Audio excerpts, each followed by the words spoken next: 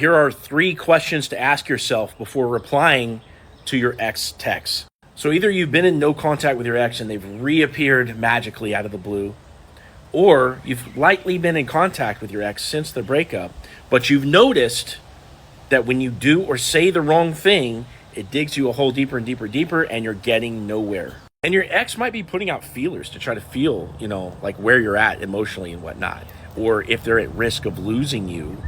And in doing so, they might actually bring up some of the baggage from the past, or they might try to say something that's triggering to you. And so before you respond to them, I want you to ask yourself these 3 questions. Number 1, is what I'm about to say going to make them laugh?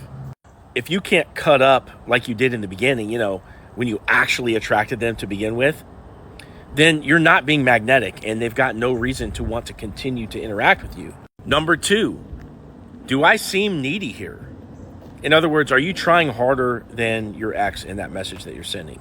Are you pushing for the meetup? Are you asking to get back together? Are your text bubbles bigger than theirs? How quickly are you responding? Are you asking more questions? Read that, and you need to dial it back if what you're doing seems needy. Number 3, is what I'm about to say going to bring the energy down?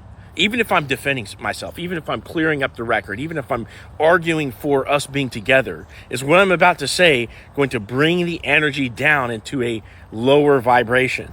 If you are doing any of those things, the answer is almost certainly yes, okay? So before you respond to your ex, ask yourself these questions, because what you need to do right now, since you're not in a relationship, is move the bar closer and closer towards getting back together, which equals attraction.